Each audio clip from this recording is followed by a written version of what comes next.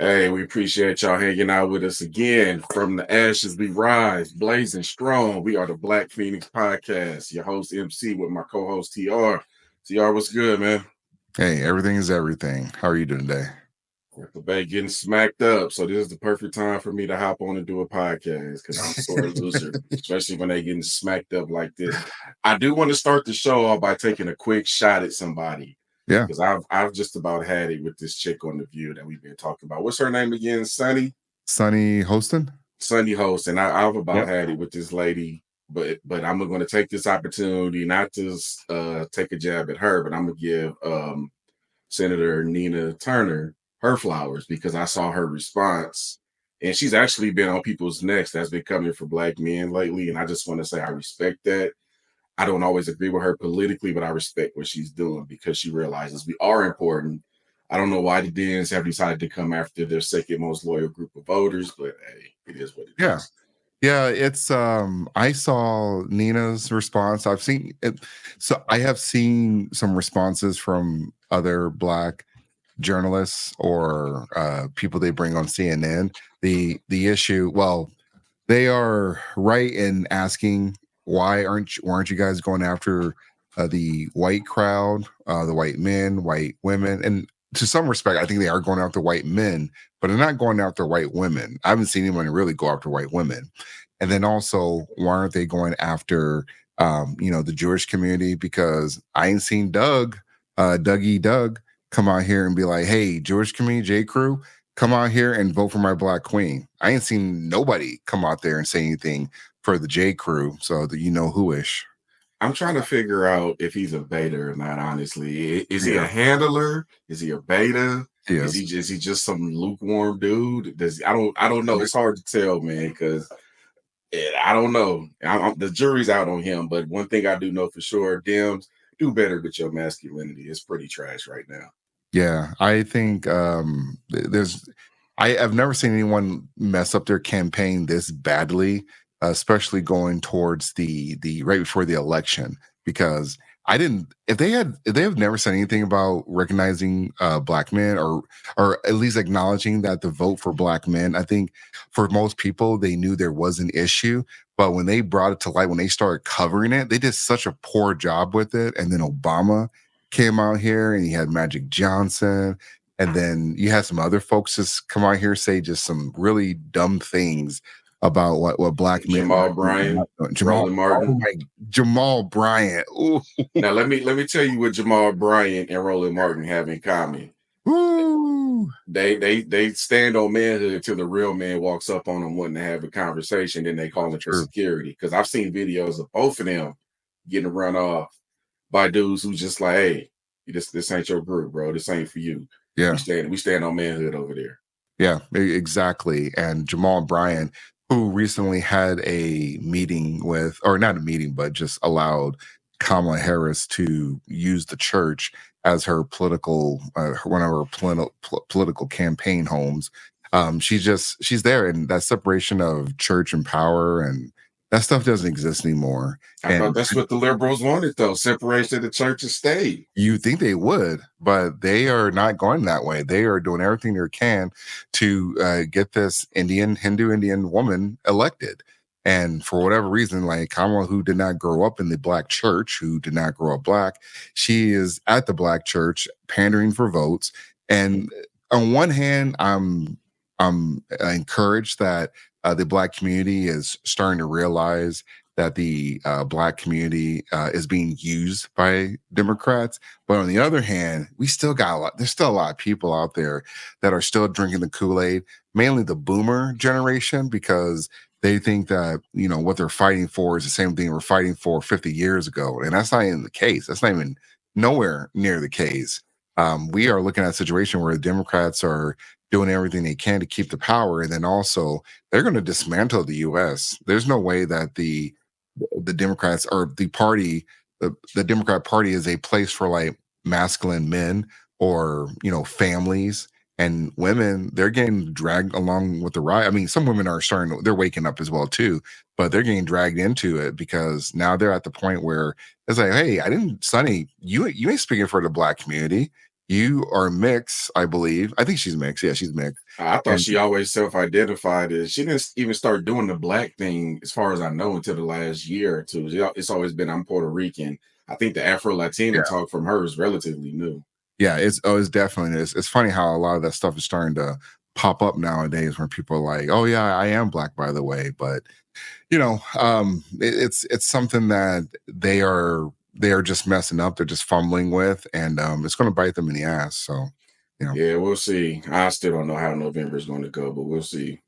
yeah. Hey, quick question. I want to ask you something. Like, I want to know, am I the asshole on this? Okay, so If you got to ask, the answer is yes. But go ahead. no. Okay, hold on. So I was out over the weekend with a friend, and we went to some concert, and then we met some people there. And this is a crazy thing, okay? This is a crazy thing. Like, again, I just gotta know if I'm the asshole, because we met some women there and we hit it off. We had some good conversation. Went to another bar, had some really good conversation, and then we bonded over like, hey, you like sand volleyball, I like sand volleyball. They're asking me and my friend we should play on their team. And this is the thing. I said I would only play on your team if I'm fucking somebody on your team. Like, like I gotta know. I have to know, because think about, just humor me on this. Why would I play on your team if I'm not, you know, plowing you? Like, seriously. I don't think that's a bad thing. And her friend got so upset with me when I said that. And I was like, just think about it. Why would I don't know you guys. I don't know you girls. I mean, Hold on. oh, Speaking as so girl. somebody that's known you since I think we met in the seventh grade. Were you saying that in jest, or did you really mean that shit? I okay. I was trying to be funny, but also, am I the asshole on that though? Because why would I why would I give up my, like, and for folks out there, for the men especially, play sand volleyball. You're gonna meet a lot of people. You don't have to be great, obviously. You just had to do it for fun to show up. But you will meet a lot of people. Now, with sand volleyball is you're gonna like give up a lot of your time. Sometimes you're giving up 2 hours. So she wanted me to give up 2 hours of my time to spend with them for about 8 weeks of volleyball play. I ain't gonna do that unless there's something there. I mean, unless you busting it down for a real one, I ain't gonna do it. I ain't gonna put you in the asshole category, but I will say you might have came off a little too strong.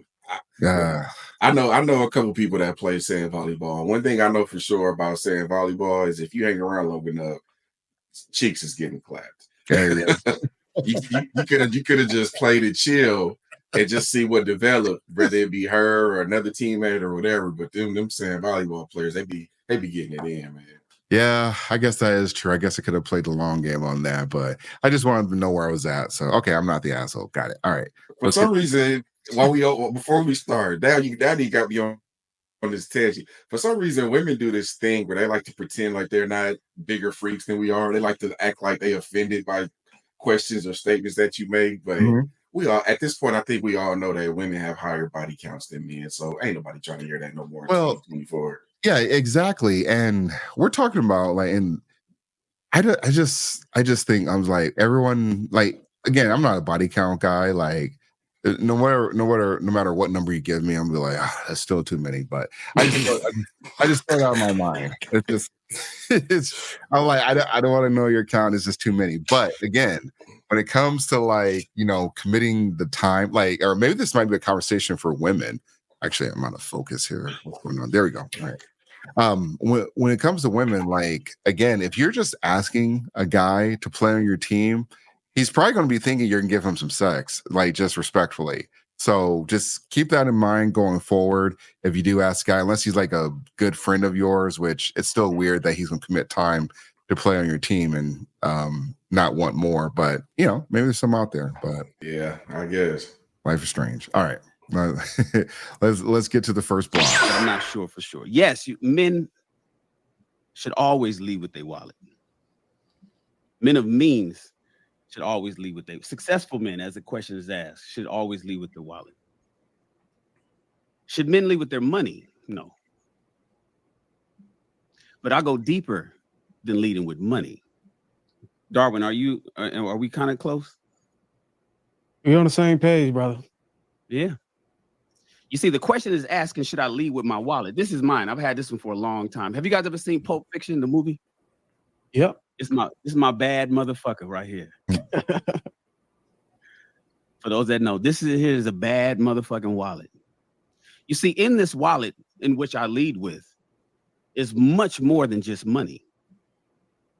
Everybody that says that you shouldn't lead with your wallet, I get it. You're naturally gonna go with, no, man, don't lead with your wallet. You're gonna be a sucker. You're gonna get, tricked out. You showing how much money you got. I said, no. You see, a wallet is not just for cash. It does not just hold. Now it does hold the checks. I got checks in here. 2 different accounts. I keep one check at each one of those accounts. It does have cash in here as well, but it also has my Diners Club card. It also has my fraternity membership card. It has my AAA card. It has a whole slew of credit cards, which indicates my credit score, especially the kind of, most of my cards are metal. It includes my insurance cards. All right, Shannon flexing. All right, he flexing on us. Man, should men lead with their wallets? You want to take this one, or? So he almost convinced. When I first heard the question, well, let me say this, because I want to give a shout out to the people that we watch and use. This is King Talk, which is on the Lapeef Network, and that was Shannon Ross who's talking. He's one of the more seasoned people on that show, kind of like an OG role, so to speak. Says a lot of good things. Definitely a red pillar, a good dude. He almost made me change my mind, because when I first heard the question, my answer was hell no. Lead with character, lead with masculinity. And that's worked for me, and it will continue to work for me. I don't see any reason to show anybody my wallet, at least not right away, nor should you, because I don't see how you can lead with your wallet without talking about money. He mentioned his cards and his checks. And the only people that have metal cards are usually people that have access to some money. Yeah. So he is kind of flexing with leading with money a little bit. I don't know how you differentiate the two. Was he asking in terms of a dating situation? Yeah, the context was if you see a woman that you're interested in, what should you lead with? All right. So say grocery store, okay? All right. Is that what he's talking about? Just in it random, or are you going on a date? I mean, you can set the location or the context however you want to see fit, but the question was, when meeting a woman that you're interested in, should you lead with your wallet?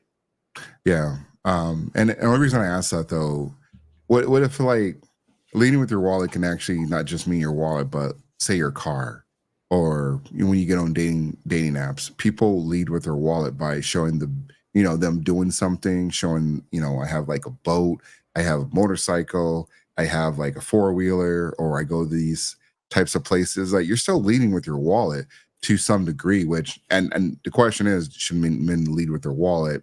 Yeah, I guess depending on the situation, or depending on how much you want to lead with. But that wallet that Shannon's talking about, like, how often are you pulling your wallet out in front of a chick? Like, let's say you're at the grocery store, you're just going to be pulling your wallet out randomly. But I bet Shannon is probably, or maybe other men, they're probably wearing like a nice watch, nice clothes. That's still, to me, that's still leading with your wallet. Like, you're setting up the presentation. And then when you go on a date, let's say you don't pick the chick up, you could be leading with your wallet by like, hey, let's go to this restaurant, like go to a very nice restaurant. So I understand where some people may think that leading with your wallet can lead you down a road of like, oh, she's just going to use you, or blah, blah, blah. Here's the thing. Everyone's using everybody. Like, you want to use her vagina, and then she wants to use, the Instagram or whatever to get the likes or whatever. Like, at the same point, you're all using each other.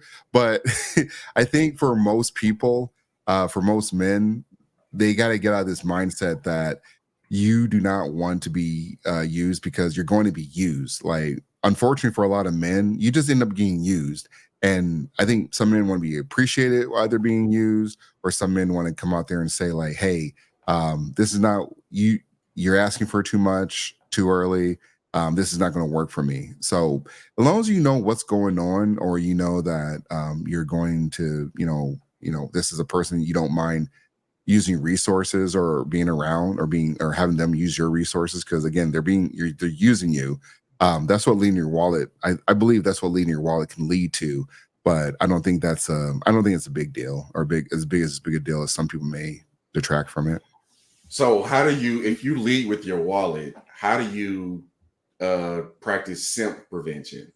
Because she's going to see that wallet, Mm-hmm. she's going to see those cards, she's going to think you have access to Or money, got a and she Rolex wants or that money. something. So how do you prevent the simpage from happening in situations like that if you're leading with your wallet? Because So I'm looking at it like this, and then I'm gonna let you go. mhm. Obviously, I ain't been on a dating scene in a minute, but my first date is probably going to be something that's coffee, a movie. Yeah. I'm not going all out on the first date because I'm trying to vet you to see if you even worth my time, and hopefully you're doing the same thing too. Yeah. And we can talk about the Papados and the Ruth Chris and the vacations and stuff later, but I want her to think that I'm broke, because then I know that she's really trying to get it out the mud with me. Then I can slowly start immersing her into what I'm actually doing and what I'm actually about. That's how I'm looking at it. But back to you though, if you're leading with your wallet, how do you set up simp prevention? So simp prevention, when it comes to dating, I think most people are gonna do it'll be construed as simping or tricking or whatever it is. At the end of the day, like when you go on at first, like when it comes to like dating, I don't like younger me, I would definitely go to these dates. Over time I've realized you don't need to do dates. You don't need to do like, going to like food dates, because those food dates at the end of the day, they don't end up like I'm trying to think of the amount of times that I went on a food date and like it turned into, something more. It doesn't. There's no guarantee that you'll get a second date or a third date or anything related to that. So I try to avoid, going to like places where I try to avoid the food places, just because I rather do something fun. I rather do something a little more interactive, something like Top Golf, and which Top Golf, it can be a little pricey though. But if it's something fun to do, then I say go do it, or even putt-putt golf, I guess, or bowling or darts or something like that's kind of low key, and you don't feel like you're committing or investing a lot though, because you're just trying to get to know each other. But also when you do these little coffee dates like something that I've heard before that I just never exercised until recently is dates are, first dates are only supposed to be like 30 or 60 minutes long. You're just supposed to get to know them and, just see if there's a match or something, and then launches into like a second date though, because I can't tell you how many times I've been on first dates and they never go anywhere. They never end up like materializing into a second date. So that's one way of avoiding, any, I guess perceived simping.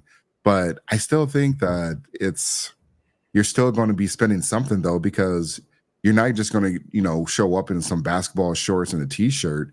I mean, Nah. actually you could, I guess, if you just want to be comfortable and say like, hey, low key, I've never done that. I just wear a nice shirt and nice pants, and I don't wear jewelry like that, like a watch or anything. No, But the basketball shorts is for cheek clapping. That's a cheek clapping yeah, environment right pretty there. much.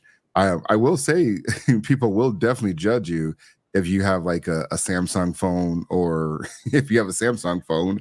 Like that definitely has come up in conversations though, with because I'm a Samsung guy, and that has definitely come up in conversations because for whatever reason, people Android or not Android but iPhone users, they have like a big problem with that, and that can be seen as like a slight towards you, because you don't have Hey, a it's that Samsung bad, huh?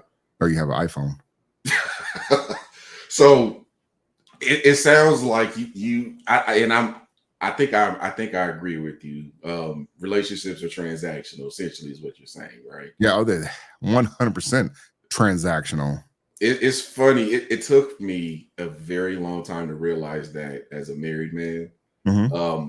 But CGA kind of, Coach Greg Adams kind of made sense to me, because, like you said, at the end of the day, we love each other, but we're both here because we're providing the benefits of one another Yeah, too. So yeah, I think with men is, yeah, you want to, the romance side of it is cool, but you got to keep the logic side of it as well. You really got to look at this woman logically. Mm-hmm. Take all that lust and emotion and romance out of it for a minute. Look at her logically and see if you can build something with her.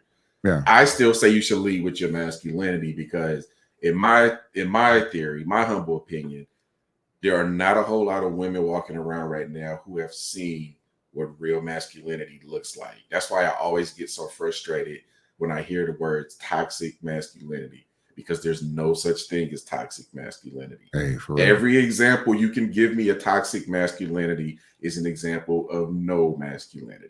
Yeah. Period. The funny thing, when it comes, and I believe you do both, where you lead with masculinity and also, you go ahead and have fun and do fun stuff. But I think what gets a lot of people in trouble is, I'll tell you this much: when it comes to like going on these first types of dates, it's women that kind of changed it for me because again, I would do these dates. And some would say that's tricky. Like, well, why are you going to these nice restaurants? I'm like, well, I mean, we want to go eat. I was told you got to go to a nice restaurant or you got to go eat. You don't really realize that stuff. At least for me, it took me a little bit longer to realize that is not, you do not want to do anything like that. But after you go on the second or third date, you could probably do some stuff like that where you can spend a little bit extra or decide to spend a little bit extra because you do want to set like some type of you want to set the vibe that, hey, I'm going to take, because we hit it off on the first date, we're going to go to a second date where I'm going to take you to a nice spot someplace. And men should be going to places that they feel comfortable. Don't be trying new damn restaurants. Like, don't be going somewhere where you've never been. Like, no, save that down the road for if a chick is with you 4 or 5 months later.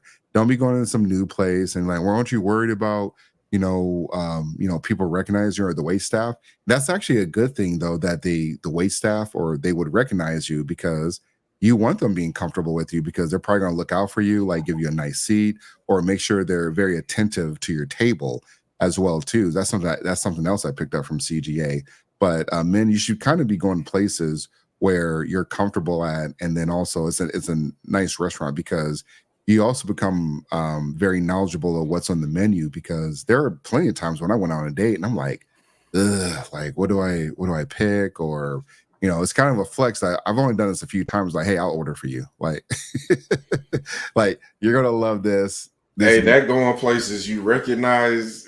Look, I know how women think. That could backfire on you too. Because if she picks that up, you know what's gonna go through her mind. What other bitch has he bought here? You know she thinking that shit. Yeah, but the point is that it's going to get them thinking like, man, this guy, he definitely he does have active dating life. Because here's something else I learned: women only want a man if other women want that man for some reason. So I think that's also weird. But if it's like a chill place, I think most people understand it. Well, maybe for a sports bar, because a sports bar you can kind of get away with that because it's like you kind of go there, maybe just watch the game or anything anyways. So maybe that's probably the best situations, go to like a sports bar, because you can kind of have that ambiguity of, hey, I'm just there watching the game with other people. That's why everyone knows me. Or, I've known these servers for a while. So, whichever. But yeah, you're right. It could backfire. But I think that's what people should be, going for or pushing for. I'm going to close this out because a lot of people who have listened to our podcast, and thank you for that, by the way, I've been asked, what is masculinity to you?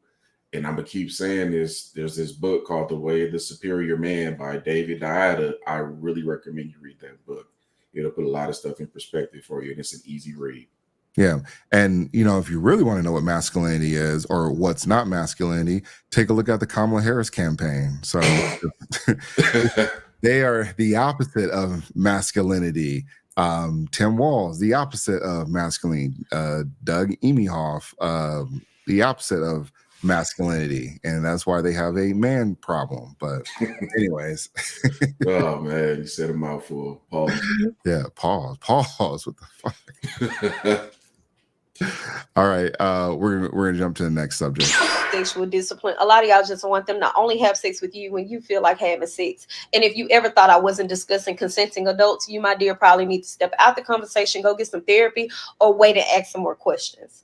As far as I'm concerned, for a group of people who have centered majority of our history alone around sexual expression aside from oppression, it's quite funny how we always want to bash men and tell them that they can't control their tendencies when we want to be able to do it whenever, however, with whoever we want out loud and not be ridiculed about. Sex shaming and sexual discipline are not the same thing. And even Oxford would agree with me because, per the definition, discipline is defined as either punishment or people obeying a code or rules of behavior. Even numbers agree with me. There are more men who are not sexually active and actually virgins on count than there are women. And I'm not saying that women lack sexual discipline. What I am saying is sexual discipline is a myth and it really just doesn't exist. It's something that we made up in order to dick police men because you're basically saying, I know you're getting erect, but I don't want you to use your penis to sleep with other people, even though it's going to satisfy you. I want you to save it to please me when I get ready. And that sounds insane. The art of sexual discipline when it comes to men is really not a thing because women spend majority of their time telling you, it's my body, it's my choice. I sleep with who I want to sleep with. And if that's the case, then we should be applying the same rules to men, not trying to make it seem like they cannot refrain from having sex when in reality, most men are not getting sex. And if they are, they're not getting it the way they want. Check the marriage and divorce rates. For the ones in the back who are always talking about, I don't want to have sex because I don't want to catch an STD or STI. You're not actually practicing restraint from sex. You're practicing restraint because you are fear-mongered out of having sex. Has nothing to do with you actually being disciplined. In regards to the people who keep saying, oh, well, he make multiple baby mamas, this, that, and the third, it's a morally subjective argument. Sex is the act of producing babies. The sex was intentional. The babies are a consequence of the sex. So even with that, there is no sexual discipline being lacked in the context of two consenting adults creating a child. I didn't think I would have to tell y'all that, but apparently that I do. For my sexual addiction people, imagine somebody telling you, you have sex too much. I think something wrong with you because of how much you choose to have sex, because you should not be having sex the way that I think you should be having sex. Actually, having a lot of sex is healthy for you. So I personally do not adhere to the fact of sexual addiction or nymphomaniacs. And I'll say y'all favorite bullet point for last, which is the cheating, because you kept mentioning this and I never brought it up. But since we're here, it doesn't actually represent a lack of discipline. It actually represents a lack of integrity because you take a oral vow with a person. And if you break that vow, if it's supposed to be monogamous, that means you're just dishonest. But you actually going to say, hey, I'm about to relieve myself with the person that I'm attracted to. It's not a lack of sexual discipline. What that really goes to show is if you're used to having multiple sexual partners and you went to one sexual partner, that is where you would get restraint. Still not defined by discipline. So at the basis of this argument, majority of y'all are just taking moral standing grounds, and morals are fickle. They do not apply to everybody. Sexual discipline is a myth. Elephant in the room. Let's deal with the elephant in the room before we even.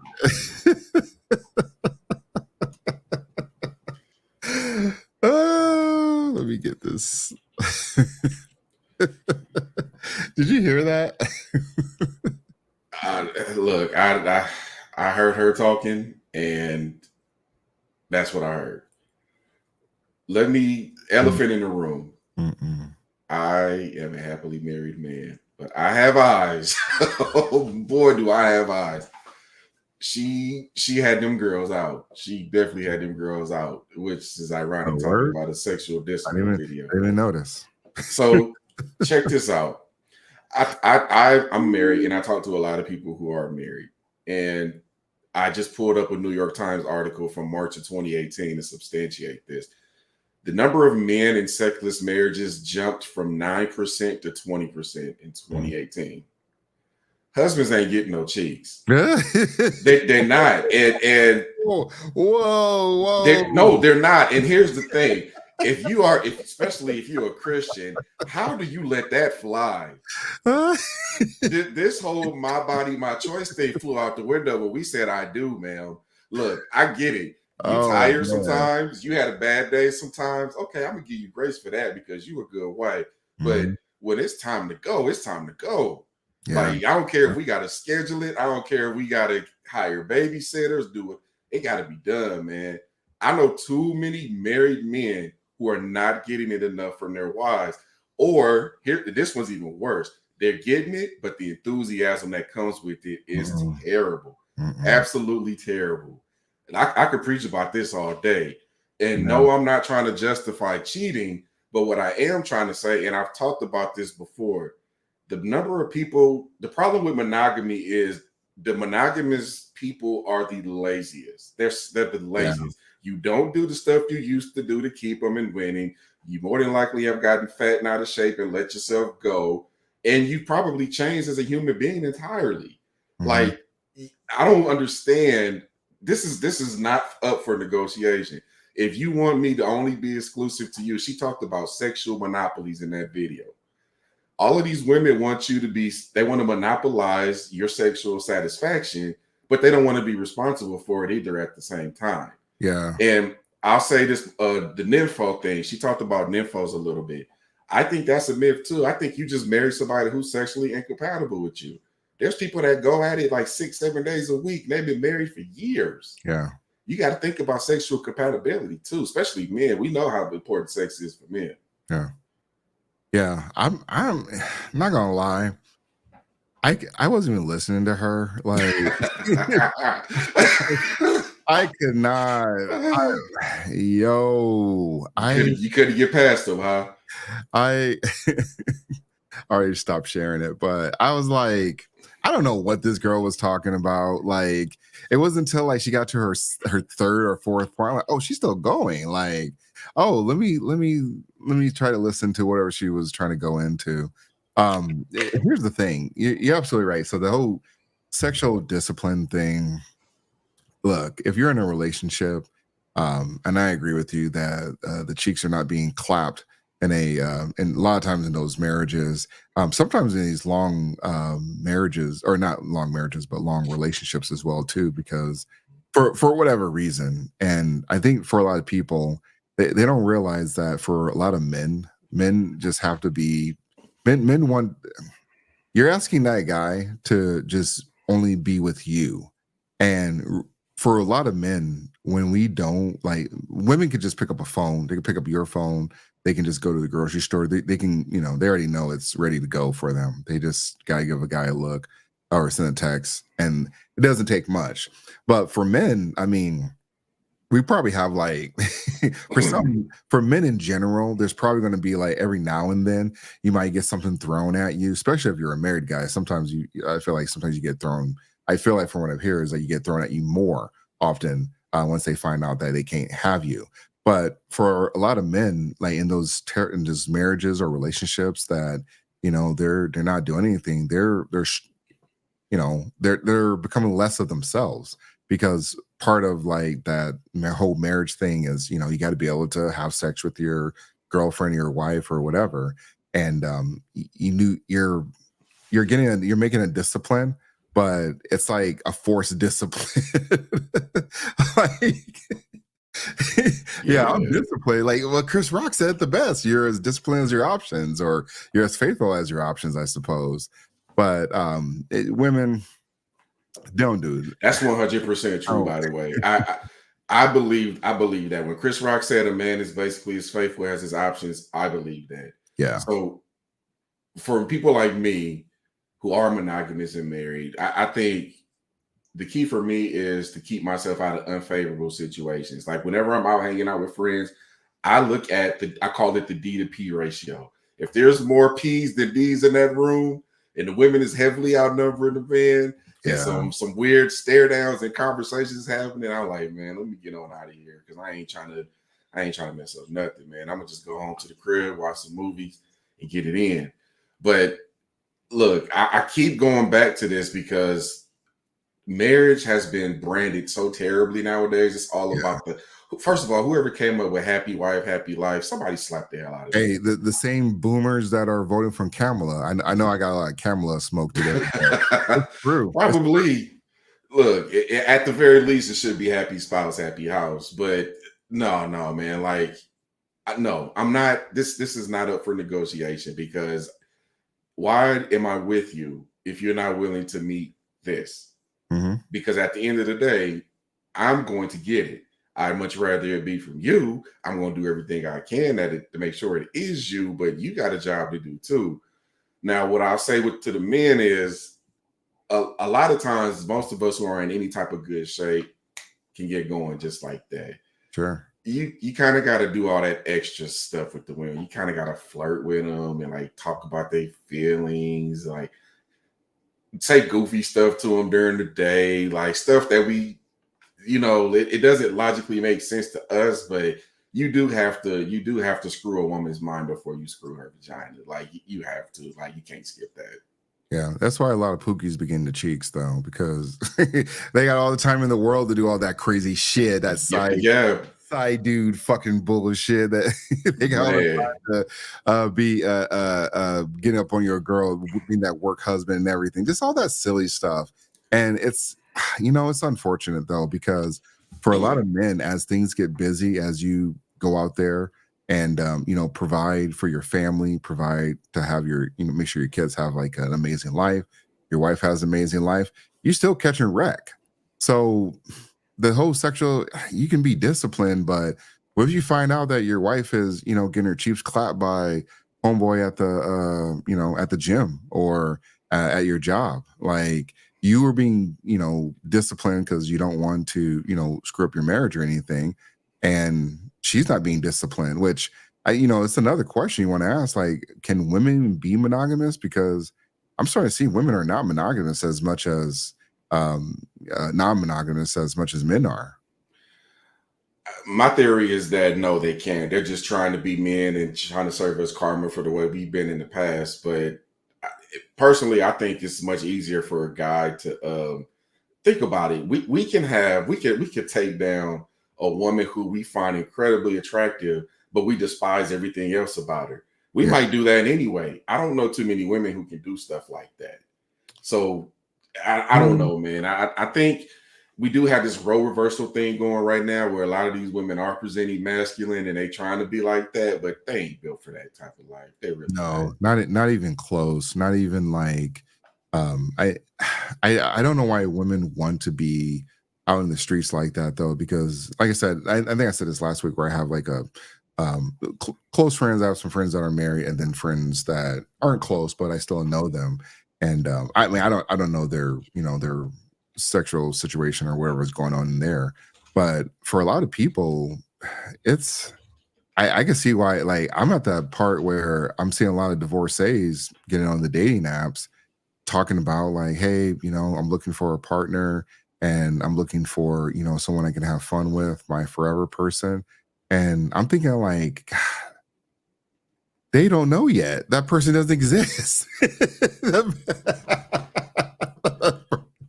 That person doesn't exist.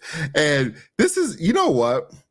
This is another thing too. So back to my story at the beginning, like folks, I'm going to chop this up and I'm going to, put this in segments. So you're going to have to watch the full episode to catch the story from before. But when you're like the woman that I met when we were talking about the sand volleyball thing, she was in her 40s. And I don't, I date most women that I date are in their 40s.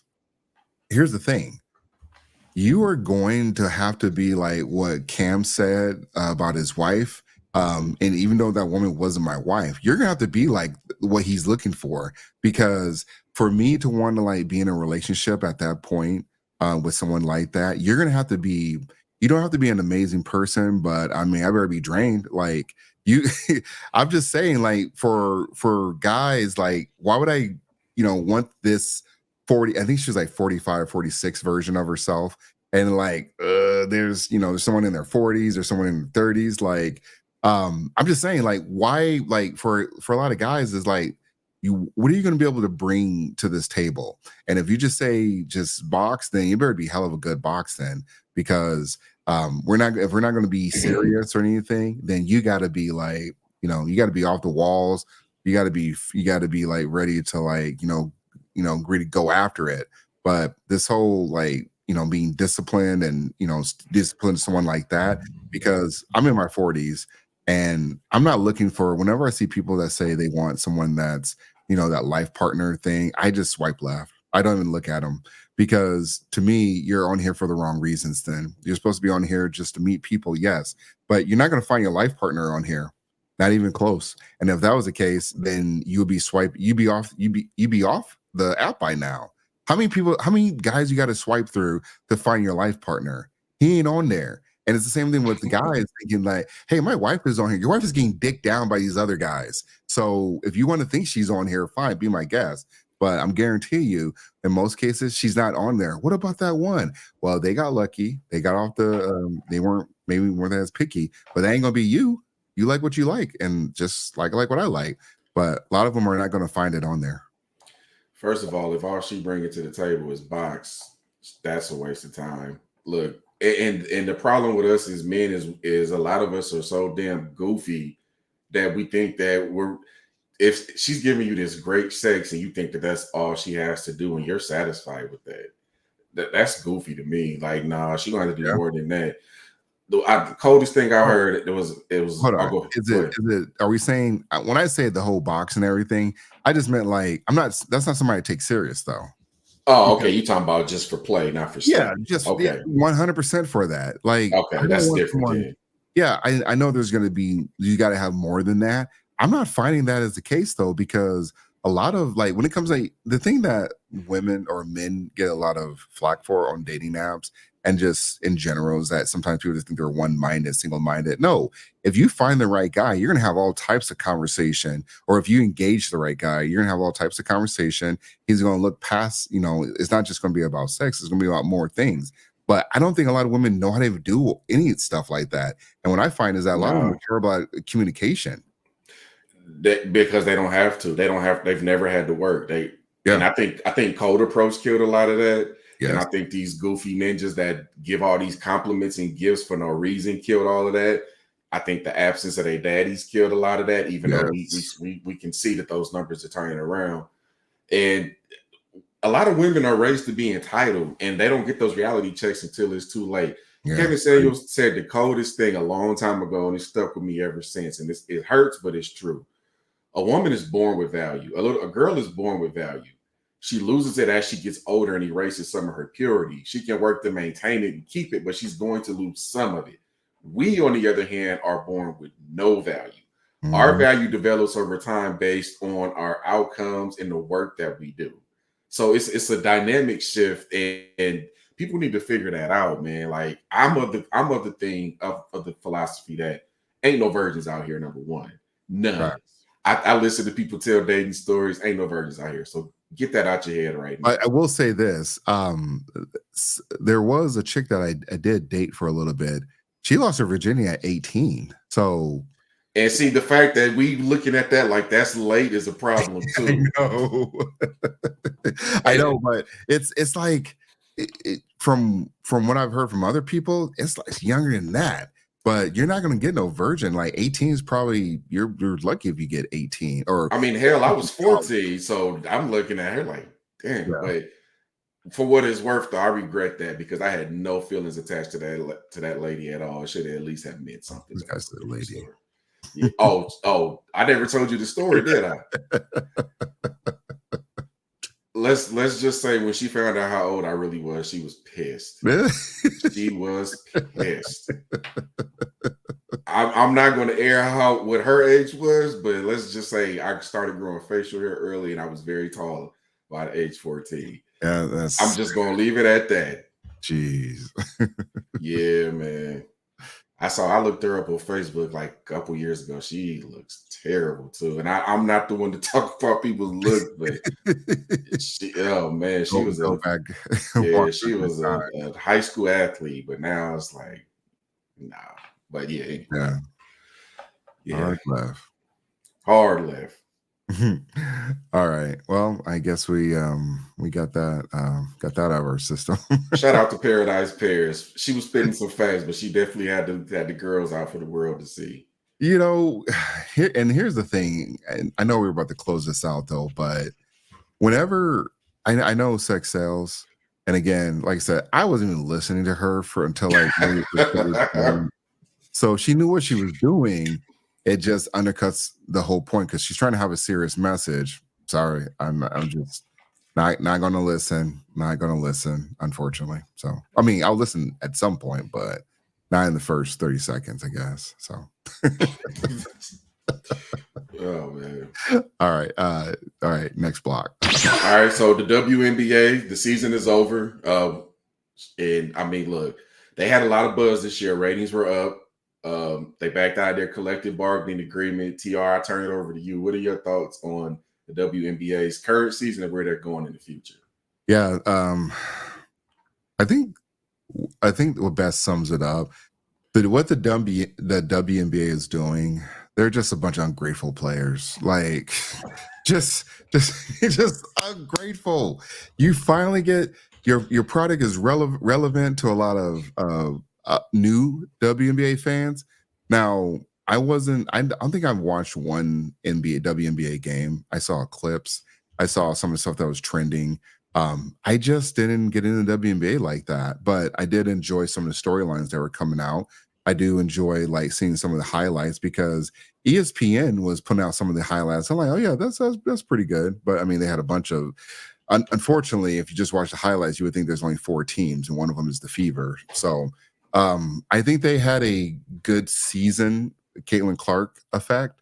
However, they did everything in their power to torpedo that. They did everything to like make it about, being an activist and having all the white players having the white and straight players denounce their whiteness or their sexuality. So which is unfortunate though, because Caitlin Clark, and I go to her because she's the one that gets, connected to all this stuff, fair or unfair. She gets connected to this stuff though, because she is a phenomenal player, phenomenal college athlete, phenomenal WNBA player. Most people tuned in to watch Caitlin Clark. And I'm not saying that the players need to like bow down and just, kiss her toes or anything, but they need to know, they should know, and they do know that Caitlin Clark is bringing this eyeballs, and it's time for everyone to get in line.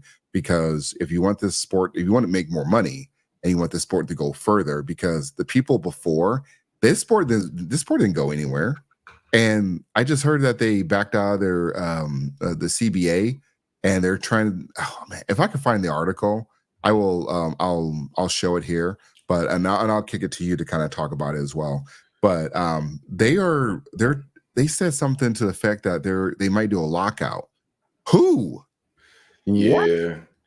I would like to see their books because they've been first of all, books are in red. That's what the books say. Yeah, they've been subs. First of all, let's start here because when the season started, there was a whole lot of misogyny talk, right? So I just posted an article. Wait. Are we talking about the WNBA or the Democrats? I'm sorry. No. I mean, at this point, it's the same thing, damn near. But look, numbers don't lie, man. The largest fan base in the WNBA historically has been us, Black men. Oh, okay. Oh, wow. I just posted the statistical link in the chat for you to check it out. I should have put it in the public chat, my fault. But that's number one. Number two,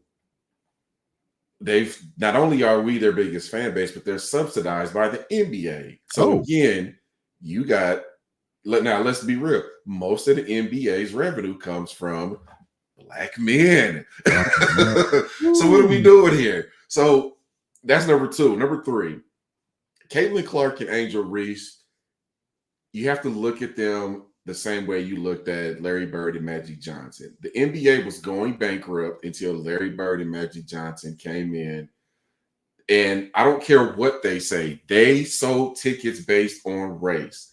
The Lakers were the Black folks team and the Celtics was the white folks team. They used that to build a rivalry. Now, whether it was intentional or not is a different story. Sure. But they used it to sell tickets and save the NBA from bankruptcy to bring you what you have today.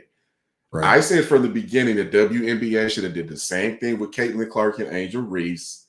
They fumbled the bag on that. You remember Angel Reese's first game, they didn't even play it, but somebody streamed it on their Facebook page and got 1 million views. That happened earlier this year. Mm-hmm. So they're still incompetent leadership. They don't know what their crowd wants. And I've said this from the jump. I didn't learn to appreciate women's basketball until I started officiating high school basketball 5 years ago. But I also am wise enough to know that I don't appreciate both games for the same reason. I get that they're both basketball, Mm-hmm. but if I watch WNBA, I'm more so looking at the play calling and the strategy. If I'm watching NBA, I'm looking more so athleticism and flair. I want to see a show. I want to see a good game, if that makes sense. Yeah. I get it's both basketball, but no, I don't compare them in that regard. And I know the WNBA players always like to compare themselves to the men. Why don't we get paid like the men? I think we obviously the answers to that are obvious when you look at attendance and ad revenue. They're catching up, but they're not there yet. Catching up. They're not even close. They've been in the red for a while. The owners, they're looking for like a It's red, but it's less red. But it's still red. Don't get me wrong. Red. It is and red. add expansion teams. I don't know if you heard about that, but they were talking about adding expansion teams too, which I don't think is a good idea. No, they want to add more. They want more. Oh, man. So, and I'm going to say one more thing. I appreciate Caitlin Clark's game. I appreciate the fact that she never bought into the hype that her fans were putting into her, because she's never called herself America's princess. She's never called herself the face of the league. I appreciate Angel Reese's ability to get double-doubles and do work. I think Angel Reese does a little bit of false flagging, though, because she likes to dress sexy and provocative, but then act offended when people are looking at her doing it, which I don't understand why women do that. But she did that a lot this season. She really did. Yeah. So let me pull this up, though. But the WNBA, they got the nerve. Like, let me look at this. Look, this is here's what Terry Jackson, WNBA NBA PA executive director, said. The players made the decision to opt out of the last CBA to realign the business and save the league from its own limitations. And the WNPA put out its priorities in the next CBA. All right. So between now and next year, they have to come up with an agreement, which I'm pretty sure they will, just because I don't know. They have no leverage, but whatever. Ask for what you want. A new economic model, transforming the current system, which imposes arbitrary and restrictive caps on the value and benefits players receive, by introducing equity-based. Anytime you hear equity, it's a scam. So just put that out there. Base model that grows and evolves in step with the league's business success. This is word salad to me. I don't even know what the hell they're asking for. They want the there's a cap on how much they can make, which every league has a cap, I believe, except for baseball. Yeah. This isn't a salary cap. Is this the team salary cap? That could be it too. That could be the team salary caps. Yeah. Player salaries, establishing clear distinctions between salary and bonuses, ensuring players receive wages that properly reflect their value and contributions to the league's growing business. What? That properly reflect their value and contributions to the league's growing business. So this isn't talking about. Hold on, real quick. You said growing business. I just put an article that said that they lost $50 million this year for the 2024 season. But again, that's not as bad as it used to be. They're not there yet, because I believe at one point they were losing 80 to 90 million. It's still in the red though. Yeah, still red zone. But they want bigger salaries. I don't know this might get ugly. Yeah, it's going to get ugly though, because this player salary thing properly reflect their value and contributions to the league's growing business. So this isn't talking about Caitlin Clark. This is talking about all the other players that got no. I mean, look, I didn't know who Asia Wilson was, unfortunately. Like, she's a phenomenal basketball player. I saw her numbers. I mean, just kills it. I forgot Sabrina, that one chick, Iona. I can't say her last name, but I know you talking about. Whatever her name is. Ionescu, I think it's pronounced. Yeah, they just won the championship, and nobody really cares. But I forgot she was still in the league. Like, I was like, oh yeah, I remember her. Like, when I saw some highlights and whatnot. But what they're trying to do with that, reflect their value and contributions. They're trying to give people that were staples, that helped grow the business from. I don't think they're still in the league anymore, but some of the Asia Wilsons of the world. She definitely. I don't want to say people are deserved, but it's really messed up on their part that the league did not do a good job of promoting their players. Because Asia Wilson, I mean, phenomenal basketball player, good looking. I think she has a kid, so family and all that. So I'm blown away that the league didn't really lean into that, because that's what they tend to like. But I mean, she is straight, so that's probably why they didn't lean into I it. was going to ask you, how much of this do you think is karma for the way, because I believe Candace Wiggins, I believe her story and what Yeah, she said. She essentially hinted that they pushed her out of the league because she was a heterosexual woman. yeah, ESPN ran that story for like 10 seconds and never spoke about it again. exactly. But how Yep. much of this do you think is the North remembers type of stuff? And Yeah. maybe that's why people aren't fully, because look, I'm sugarcoating this. Let me just say it. Men want to be around more feminine women. Yes. If you look at some of the most searched WNBA players, you might notice a little bit of trend on who presents masculine and who presents feminine. Hey, That's all I'm saying. so this is the crazy part. I don't think a lot of people are going to say that Caitlin Clark is like kind of a knockout, visually a knockout. Like, I think she's probably girl next door, but people aren't looking at That's Caitlin Clark. attractive to some people, though. You're right, but I think in the masses, I think they just appreciate her game the most. Right. Now, you start talking about Angel Reese or Cameron Brink, okay, then people are going to start having some different conversations, though, because the Sparks, they were only relevant until Cameron Brink tore ACL. No one talks about the Spark anymore. Like, there's not a conversation there. And so hopefully she can recover because it's a torn ACL. And then Angel Reese, I don't know what's going to happen there because she just got her coach fired. Like Angel Reese, and it's alleged. That sounds very NBA-ish, don't it? Yeah. They push coaches out all the time. First year coach at that. So it was like a whole big deal. But I mean, she did flame out towards the LeBron end. pushed David Blatt out his first year. Yeah, yeah. I don't know if we can't call her on the level of LeBron because LeBron generates billions of dollars by himself. But well, you know, basketball players have leverage. They use it. If Andrew Reese game does involve, she could get another coach fired though, because those double doubles, while they were great on the paper, they were not great for the team though, because they lost a lot of games and on her path to get those double doubles. And some of those double doubles weren't really double doubles, respectfully, because I'm not going to say that I can garbage time. Yeah, well, garbage time, and then also she had like 4 putbacks on blown layups though. So, and I saw some of those. I was like, dang, like, and this isn't me saying I could be better than a WNBA player, but I'm just saying with those WNBA, with some of those stat padding situations, that would never go along in NBA, and they wouldn't get on the level as the NBA. So that's going to go out the window.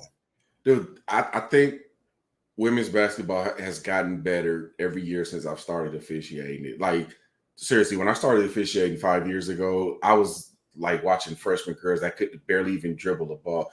Mm-hmm. I was calling travel on every other play. It was to the point where I just felt bad. But year 2, I would go back to some of these same schools. They're being coached better. They're getting resources. And here's the problem the WNBA is going to have. Juju Watkins is next. She just got the biggest shoe contract a female basketball player has ever gotten. And she can ball. What are they going to do with her? Because there's probably going to be more money for her outside of the WNBA. Wait, is she straight? I don't know. Oh, she can hoop. I know that. Coming for her. she can hoop. I know that much. I know, and she's easy on the eyes. Let's be honest. Yeah. Which I kind of. Angel Reese didn't catch any of these daggers because I think Caitlin Clark took them. But Angel Reese is straight too. So the WNBA has a problem. I believe the WNBA has a problem with straight women. So, and Angel Reese right now, no, and this is the thing. This is a crazy thing. When it comes to like the WNBA, like if it's not about a basketball move or a player or anything, Angel Reese is trending again for the wrong reasons because she says she's being over sexualized or whatever. But at the end of the day, she's given visibility to the WNBA by any means necessary. But she's the one of the few that kind of shows her body off when it comes to being a WNBA player. And I don't think anyone else, I don't think anybody else comes close to that. Well, Cameron Brink, even though she's recovering from her surgery, But and Asia Wilson, like I said, I didn't know who she was until I started, seeing some of the stuff trend about, why are they talking about Asia Wilson? Why didn't she get a shoe contract? I don't know. I Don't mean, forget Candace Parker did the ESPN body thing too. So she basically took nude pictures on the magazine. yeah. So Is Candace Parker the one that married a black husband, had a black kid, and then divorced him for a white Russian? that's her. Okay, well, Russian. I didn't know her wife was Russian, but the rest of that story checks Well, out.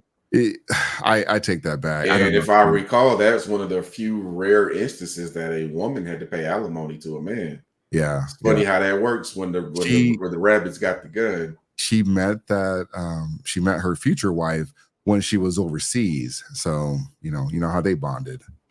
Yeah, if I'm the WNBA, why not just jump on Caitlin Clark's back? Because if she's generating the money, support her to generating the money. Get the bag.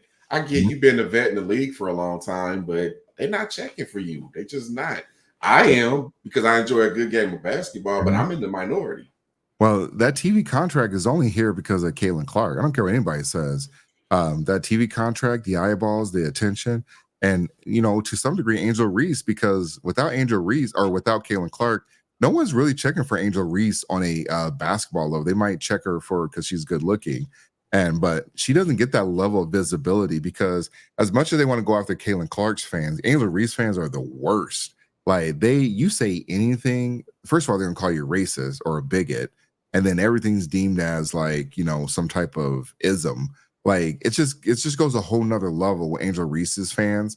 And I think some people for the most part are really trolling some of these WNBA players, so it's not like they're really they really care about how they feel about the game, or they're going to watch the game or whatever. But they got to get a thicker skin, because I know the WNBA came out and said there's no place for bullying, blah blah blah. Are you reading this message in the mirror? Like, check your teammates first, or check your players first, and then also check your coaches, and before you start coming after fans, because y'all, the amount of things that were happening to Caitlin Clark, and again, I'm not saying she needs to be gift wrapped, or put in let her just score on you all day and like, hey, here you go, Caitlin Clark, have fun. But they did a lot of egregious things that were just not in their best interest. She should have been on the Olympic team. I don't care if she was their first year. They should have got rid of the Dino. You could have sold those Caitlin Clark jerseys. Those things would have sold out. You standing on that? They should have went to the Olympics here. Yeah, they should have. They should have put her on the Olympic team. That's tough, man. Word. I don't know. We've never seen someone get put on an Olympic team. Christian Laettner. Are you about to bring up Christian Laettner? I wasn't going to say Christian Laettner, but since you brought it up, yeah, Christian Laettner. So I don't want to hear any of that, politics like, well, it's a first year, blah, blah, blah. Look, if Christian Laettner can put on a team, you can throw Caitlin Clark on a team. If it's just for optics, you can throw her on there. And I know she probably wouldn't she doesn't have to get that much clock. This is about adding more visibility or adding more eyeballs to the game, growing the game of the WNBA. And they did a terrible job. And actually, whoever is the commissioner, she needs to be fired. Straight up, man. She needs to be fired. They need to get a new commissioner in there, and so they can properly monetize this game, though, because you only got one shot. And if Caitlin Clark gets injured, you better have a backup plan, because I know they got new rookies coming in. So it'll be who is it? Paige Buchers. I think she's going to be going into the draft next year. So she's another up and coming WNBA player. But at the end of the day, they better figure out a way to monetize Caitlin, and then also get some of these other players to be monetized as well too. And they tried it at the beginning, but they couldn't hold frame through after the Olympics, because they started to act. I don't know. The visibility started to look a little bit different though. They need to get somebody like Don King or Dana White, or somebody who knows how to pub and build up something. The young, I was being extreme with Don King. I don't even know if he's still alive. But check this out. The WNBA's average salary has increased every year since the beginning of the league. And this year was the highest it's ever been. $119,000 is the average. I know Angel came out and said that hers wasn't enough to even pay her rent. And then the highest paid player in the league is Jackie Young from the Las Vegas Aces. She's made $252,000. So they're moving in the right direction. I'm guessing that they're just trying to put more pressure to accelerate these salaries before the league is ready to do it. They're trying to DEI their way into making the money that they think they're owed. They think they're owed this money. Like, no, you're not owed anything. You have been the league itself has just been just in the red. So for them to think that they're gonna have this equity, like let me pull this thing back up. This equity, like all this other stuff, that ain't gonna work. And then this next one, minimal professional standards, implementing consistent minimal standards that align with other leading professional sports league. Actually, that's actually kind of normal. But as well as travel accommodations. Look, you guys didn't start getting on charter flights until Caitlin Clark. So this year, yep. And that's a bigger expense. Exactly. So they want to spend. I think there was only two things on there that made sense to me. There obviously needs to be considerations for women who get pregnant. I know the ongoing assumption is most of them. What's that? There's something about that I want to talk about. So okay, yeah, we can come back to that. But it outside looking in, it seems like the stuff they're asking for right now, it's fair, but it's not fair right now. It's too soon. Mm-hmm. You got to get off from under the NBA's thumb, and you got to go out there on your own. I mean, we are talking about equality, right? You got to get it out the mud. The NBA was on the brink of bankruptcy, and they figured it out. Somehow, y'all got to figure it out. Yeah, stop pissing on men who come into these games and watch it. You need to start lighting up these women and asking them why they're not going to motherfucking facts. Like, this is the other thing too. I'm glad you said that though. Men are the ones that have been patronizing your game, that have been buying all the shoes, buying all the jerseys for their little girls, because they want their little girls to, have a career in the league, or, aspire to have a career in the league. It's not women buying stuff like that. In most cases, they're probably buying like, basketball shoes, the men's basketball shoes, but it's mainly men buying all the buying any apparel, going to the games, buying the box seats and whatnot. It's mainly men doing stuff like that. Yeah. Too much too soon. Yeah, retirement benefits. Sometimes I can go either way with retirement benefits though, because honestly, it's really just football that whatever the retirement benefit is just not enough, just because of the sacrifice to your body. And even though they know it, but I think they could have a better retirement benefit. But it says expanding retirement benefit program, provide greater financial security. Look, this has nothing. The WNBA, you're there to do a goddamn job. They're not there to like make sure you are well off for the next 20, 30, 40 years. Like, what do they think this is? Like, I don't think any other league has anything remotely close. And you have to be in the league for at least in football, you got to be in the league for 4 years before you qualify for the medical plan. I believe so. Yeah, you got to be in there for a long time. So I don't know what they're talking about in that one, like provide greater financial security. I'm willing to give them a little grace in that regard, and here's why. The other leagues that you just described, those are $1 million contracts. Yeah. Those millions of dollars that you're receiving is your retirement plan, we just saw the other day. I think Nightcap, Shannon Sharp and Ocho Cinco talked about this. Adrian Peterson made hundreds of millions of dollars in his career, and he is out here filing bankruptcy talking about he's broke. Yeah. Bro, that was your retirement plan. The best thing you can do, and I don't want to compare those because the WNBA is not there yet. If they're only making $200K or $119K, that's a great salary, but you got to talk about some 401k type stuff, which means you're going to be paying out of your check and we'll match you up to a certain amount. But that's an increased expenditure for the league. Again, that's losing money. Yeah. And that's going to be more money coming out of your check. So are you sure you want this? Maybe they can set up something where they can get access to financial planners or something. But I don't think that's a reasonable demand right now. Not the way the league losing $50 million. Yeah, they're operating like some of these. Anytime a company or a union goes on strike, this is what I've learned from these strikes, from the Stellantis and GM, even the port workers. Whenever they go on strike, they're going to get a favorable deal. They always get a favorable deal.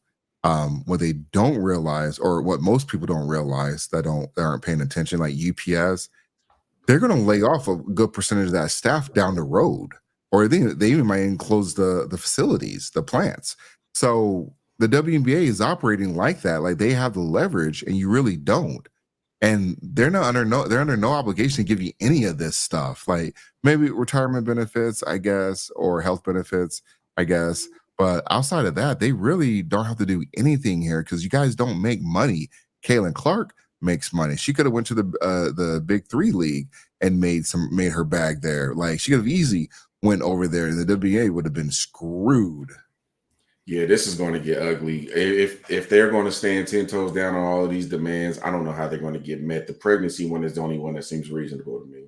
Yeah, fair. I hate when people say fair though, because it's like, so what you have now is not suitable. Like, what, even working in corporate companies, does anybody ever say, hey, the family planning and pregnancy is not fair? I don't know what that even means. But accessible family planning support all players, including retirement benefits that provide long-term security for their family. Okay. I know what a lot of places are shifting to right now is when you have a kid, you get 1 year off fully paid.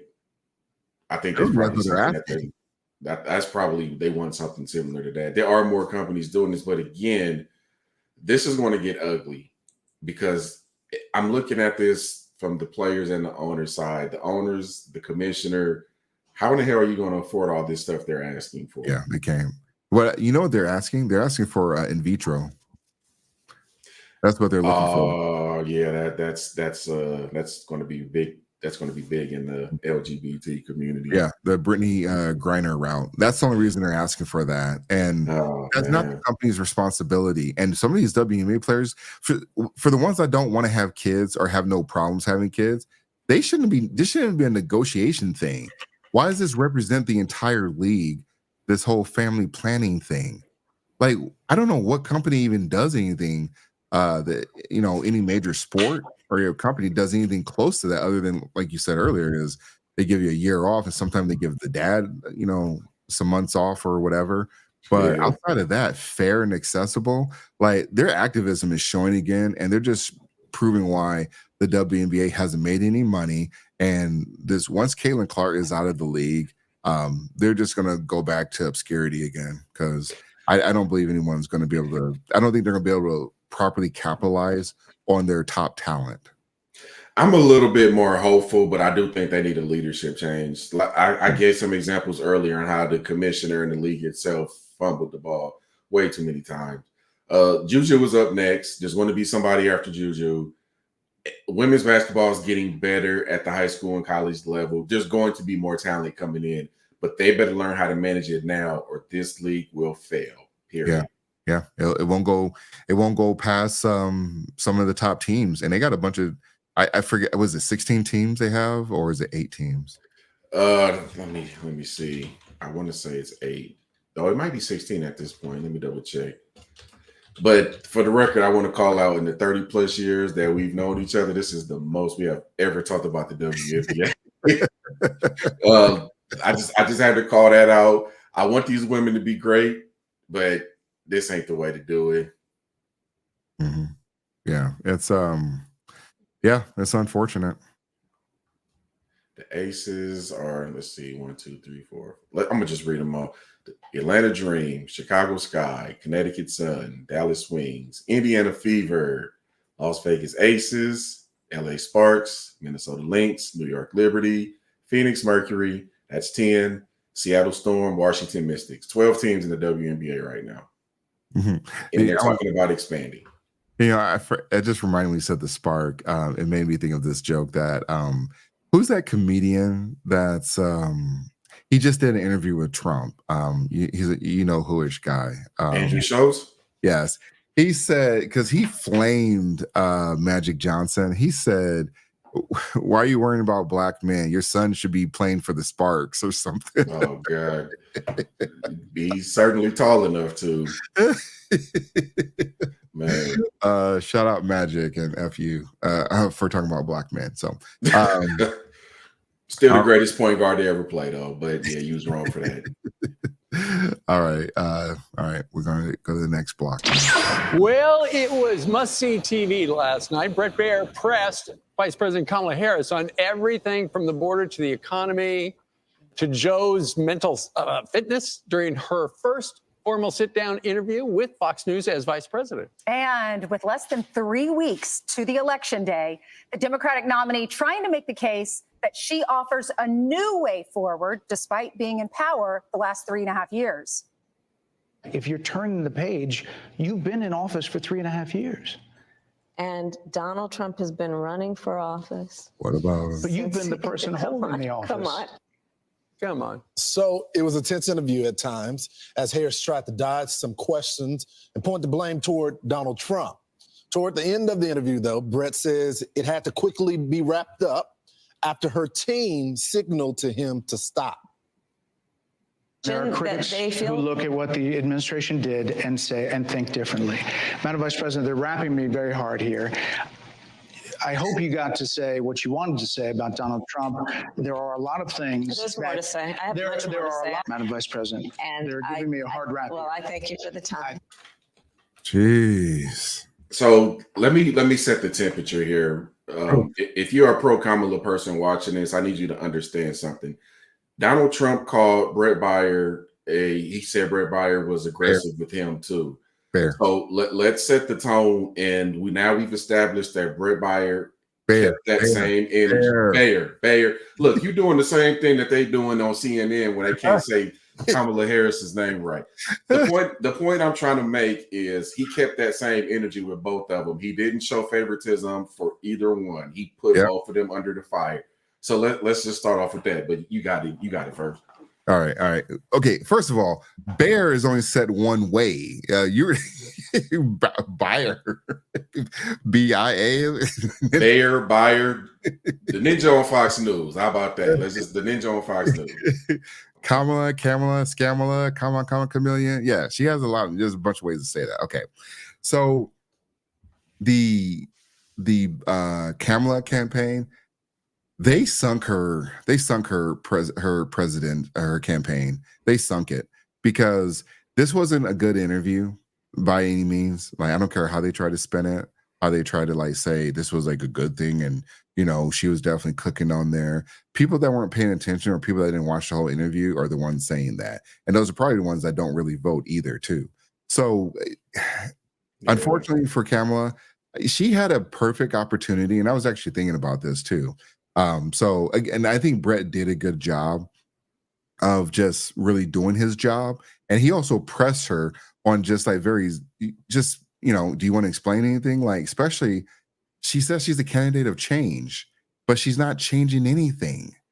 That's why I don't understand, because that's the easiest thing to kind of explain and try to like have a discussion on. She actually, if Kamala, I'll tell you how Kamala how she can win this campaign real quick. She needs to throw Biden under the bus. And I know it's gonna look really bad. It's gonna look very poor. But if she says there's nothing, she's on record multiple times, say she wouldn't do anything different, then why are they voting for you? Because people did not like these last 4 years. Why would they even consider voting for you? And you barely have any policies that are different from Biden. If anything, they're just like, just part two of what he was already doing. And if you think that if you didn't like Biden, what makes you think you're going to like Kamala? Like, I don't understand why her campaign staff hasn't came out and said, like, you know what, instead of saying you wouldn't change anything, just say, like, you know what, I'm going to take a different approach on this issue. Like, just do something different, say something different. But they refuse to, acknowledge that they messed up. And whoever advising Kamala, they're going to get fired. Look, I said from the jump that my two biggest concerns with her, I wanted to see how she did with somebody who pressed her and put a little bit of heat under her and who disagrees with her. She didn't respond well to that. Yeah. And like you said she needs to throw Biden under the bus. I just said she needs to differentiate what she will do that Biden different from what Biden is doing now. She did not address that. As a matter of fact, that entire interview, she spent the time talking about how incompetent Donald Trump was. And it's not working. Like the fear stuff's not working no more. You're gonna have to meet people where they are. Tell me, what are you doing? Okay, if the border was not your failure, tell me why it wasn't your failure. This is the type of stuff we really need to know. Yeah. She's running her campaign on abortion. Yeah, ghost babies. Yeah. That's what she's running her campaign on. And that's only going to ignite the women. Like, I don't care about that. Yeah. So again, here's my question to the pro Kamala folks. Are we equal or not? Because all I hear from y'all is Bear was being a bully, but I just proved to you that he gave Donald Trump the same energy. So what's the problem here? Are we equal or not? Because if we're equal, she gonna get the same smoke, and she deserves the same smoke as Trump. If we're not equal, and we need to protect her as a woman, which it sounds like they were doing in that interview when they ended it early, she should not be running for president. Period. Yeah. Now, and here's the other piece of this. You're sitting with somebody who at least has some respect for you. Go have a conversation with Vladimir Putin or the Ayatollah in Iran or Kim Jong-il or somebody like that who has no respect for the United States and who has no respect for you as a woman. You think that was bad? It's gonna be much worse when you're trying to negotiate stuff with them. Yeah. Yeah. And I was thinking about something else too. If Kamala had came out and said, or if part of the reason Kamala just had these last 2 weeks have been terrible for her, like this interview didn't help. And then the additional attacks against Black men did not help either. If she had just came out, and the crazy thing, it wasn't Kamala just coming out there and saying that, hey, Black men this, Black men that. The one thing she's been saying that she's consistent on, well, she said into this other interview, well, she didn't throw Black men under the bus, but she didn't defend Black men that the Black men were not voting for her because of misogyny reasons. Because she was asked by a reporter, like, do you believe the hype that Black men are not voting you because of misogyny? And she said, people are going to vote however they want to vote. But I was like, they're not. Misogyny has nothing to do with any of this stuff. Like, not even close. But if Kamala came out here and said, hey, for the Black men out there, that I hear you crap. If she had just humbled herself and said, like, look, I need your votes. I can't win without you. And I don't want her to be humble. I want her to be aggressive. I want her to call us out. All right, you Black men over here, y'all said y'all not voting for me. Let's sit down and have a conversation and let's figure this thing out. I would respect that much more. You said what? That would maybe for another candidate, but I don't think it's going to work with her though, because she comes off unlikable. She hasn't explained the whole Jamal Truelove thing. Like, nor will she. Yeah, and no one wants to bring that up. She hasn't explained. I forget the woman that she locked up temporarily for whose child was having seizures. Yeah, and that was why her child wasn't going to school. Yeah. So she hasn't done a good job. She's been pretty aggressive. I haven't seen her be, very feminine. And you got to remember, I want not to cut you off, but since we're bringing up concerns, San Francisco was sued and lost because the Attorney General's office was found being corrupt. And so was the San Francisco Police Department. That was where she started. And that was during her time as the Attorney General. Yeah. Like, people aren't talking about this stuff. Yeah. And I think honestly, I think a lot of people kind of understand where Kamala is at though, because whenever they put out anything, they're very quick about, pointing out some of the shortcomings, just like they do with Trump as well too. Yeah. But I think if she take the road of humbling herself and just saying she needs Black men, because I think there's going to be a decrease in Black men voting for her.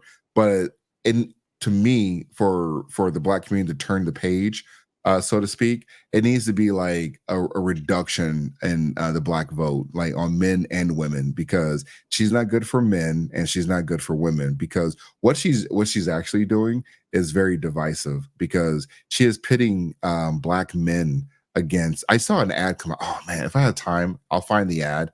But she had an ad that basically said, if you don't vote for me, women are not going to vote or not going to date you or anything like that. And just a quick, just thinking in my life, I see like a lot of women that say, hey, if you're a Trump supporter, and this again dating apps. But if you're a Trump supporter, swipe left or whatever. And for me, I don't ever put like, you know, all that politics and religion. I don't put all that stuff on there because I don't think it's important for them to like you know, understand all that stuff. Though I'm just trying to clap cheeks. So you don't need to know my religion or any of that stuff. I'm just, you know, there to, you know, like, you know, see if you could watch the kids or anything. Like that's really what it is. But at the end of the day, for her to even put anything, for her to even think this was a good idea to have this conversation that for the men, if you don't vote, we're going to turn the women against you is 1000% divisive. And it just shows the true plan for the Democratic Party, though, because men can be, she's basically saying men are controlled by, you know, women or by, you know, vagina. And so if she doesn't, if men don't get in line, there's going to be some, you know, there's going to be like a pussy strike or something. Excuse my French. Man, I'm trying to think of that movie. Oh man, Nick Cannon was in it. It's based off a Greek play where all the women went on sexual strike in order to force political change in men. I'm trying to remember the name of that movie, but I forgot what it was. Oh, Othello, is it? Was he Othello? It might be. Man, I'm trying to remember, but look, going back to Kamala really quick, all they're doing it with her is sign language. That's really all it is. Yeah, shame, insult, guilt, and the need to be right. Like they're not giving me a reason, or most people that aren't given a reason outside of abortion to vote for her. And hey, put a woman in the office and girls will change the world and all this other stuff. Okay, how? Tell me how. Right. Because we kind of went through the summary of her plan for Black men last week, and I think me and you were pretty confident in saying that it was put together at the last minute, and clearly there were no Black men involved in it at all. And if they were, then they failed. Chirac was the name of the movie, but I'm trying to remember the play that it was based off of. But Kamala's followers have done nothing but pre-blame and use sign language since the beginning of this thing. They started blaming us months ago before, and this election still hasn't happened. Then it was the insults. You guys don't want to vote for her because you can never get a woman like her. Like I cannot tell you how many times I've seen this on different pages in social media, and it's old and it's played out. They don't respect your intelligence. You're going to have to come with something more tangible. And I don't trust her to sit with enemies of the United States and command the respect and get the results that are needed. Look, I have concerns with Trump too, but here's one big difference between him and her. When Trump is talking, I can look at the people around him and I can tell who's in charge. Yes. When she's talking, or even when Joe Biden is talking, I don't know where these orders and commands are coming from, because I don't think Joe Biden is incompetent. Well, I think he is incompetent. Sorry. So he's not calling any shots. Somebody is telling him to do the stuff that he's doing. Right. And I can only assume the same thing about her because she hasn't identified one positive thing that she's done. And they're going to keep making excuses for her that she's the vice president. Like she didn't have the record number of tie-breaking votes. I found it. Hey, I know you haven't seen this, but you're in for a treat. Let me see. She actually had multiple commercials. They showing one down here right now, and they're using Charlemagne and DJ Envy in the Trump commercial because they got them on tape saying that they don't want taxpayer dollars to pay for gender reassignments. Yeah, Charlemagne just actually sent a cease and desist to not use his likeness in the video. I figured he would. Yeah, because he's supposed to be friends with her. Yeah, here, let me share this so we can watch it real quick. This will be a treat for the audience.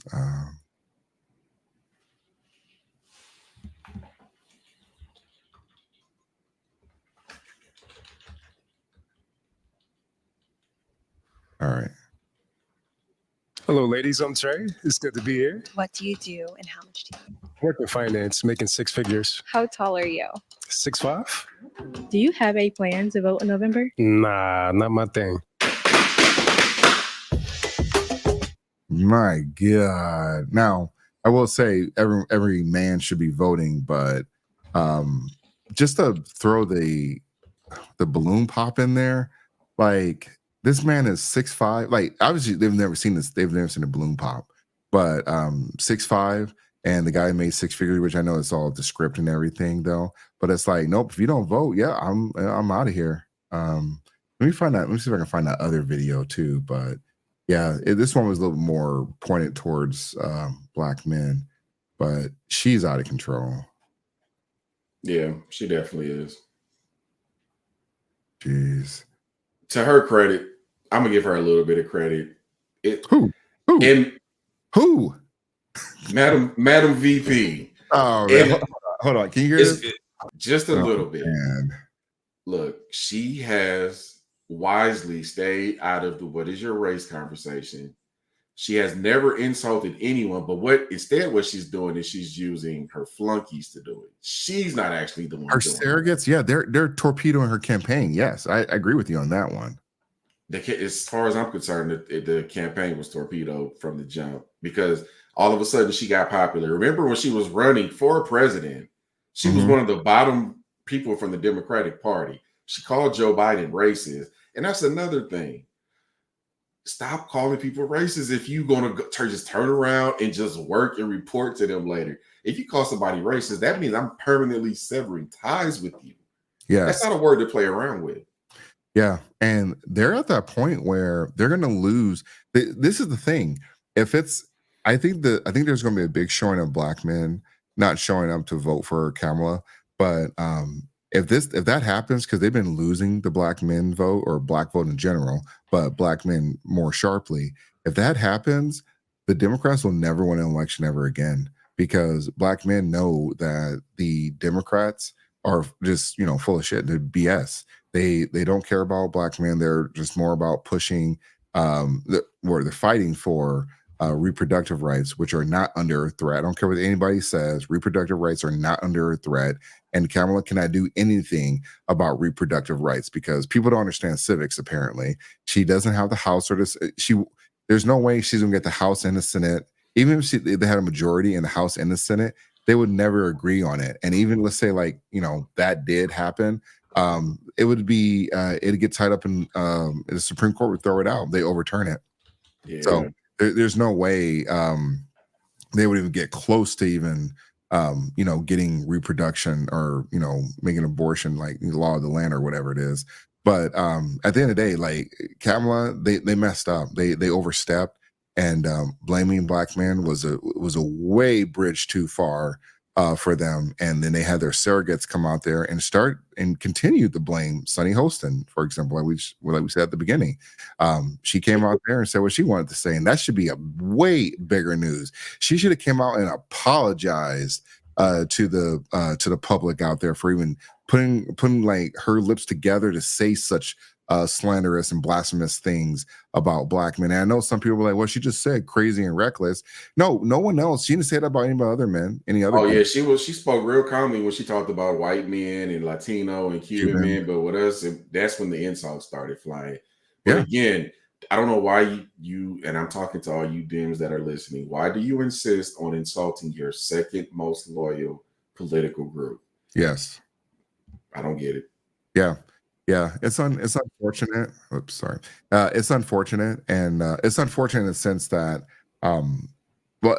this is, and I'll close with this. What this reminds me of? This whole thing with Trump and Kamala and Biden. It reminds me of Star Wars, where Trump is the first Star Wars, or actually Star Wars episode, whatever that was, episode 4. Yeah, episode 4. And then Trump loses, which is The Empire Strikes Back. And then Trump is expected to win 2024, which is Return of the Jedi. And I know Star Wars is super woke and everything, and Mark Hamill is super woke. But that's what it kind of reminds me of, because I would have never woken up. I would have never been, I probably would still with the Democratic plantation had it not been for, Trump losing and seeing how terrible the Democrats were, though, because prior to that, I was still repping like Obama was the best thing since sliced bread. And Obama was terrible for the black community. Obama didn't do anything he had some good things that he did do when it came to immigration. And then he did something else. I know, but the immigration is the one I take the most from Obama. But I'm sorry, I'm missing the most obvious one: Medicare, the medical insurance for everybody. So yes, those are the two best things I believe that he did for everybody. But again, Obama had his ulterior motives, and he went out to the Rainbow Committee and made sure he made or he did quality of life changes for those folks, for that community, and that set the stage for how the Democratic Party was going to be operating for the next 3 presidential terms. And so this is the thing, like, you got to be a president for everybody, not for these specialty groups, because that Obama is a great example of when you do identity politics. I believe he didn't do really anything for Black people, even though he said people believed that he was going to do.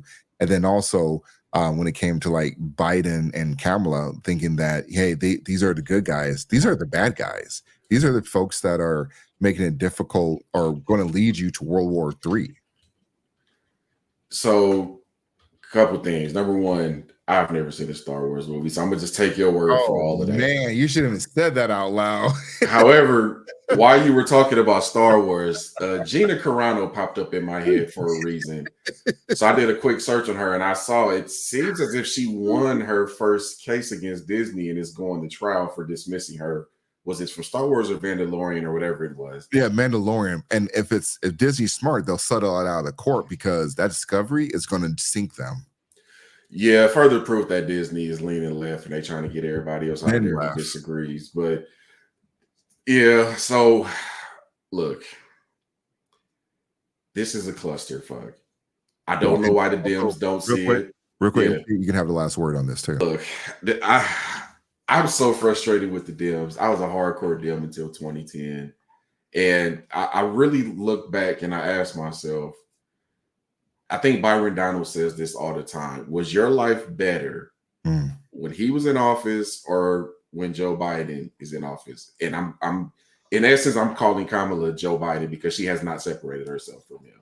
Facts. So I'll just leave it there. You know what Trump was doing before COVID. COVID messed everything up. A lot of people were confused, including Dr. Fauci, about how to deal with COVID. A lot of states were confused. I think he lied, but go ahead. Yeah, look, there's that argument to be made too. What are we dealing with now? Expensive ass groceries, expensive ass gas. World War III. We're on the brink of World War III. And we have Iran, who's probably one of our biggest enemies, who has confirmed to try to assassinate Trump twice. Take all of that, and I'll have you form your own thoughts on that. And I'll leave it there. Great. Well, that wraps it up for everything, or wraps it up for everybody. Wraps it up for us. There we go. I'll edit that. No doubt. So yeah, tune in next week. We plan on, again, we continue doing this. Thank you for the new supporters that have just signed up. We're continuing to grow, and we're gonna keep putting out content. Peace. See ya.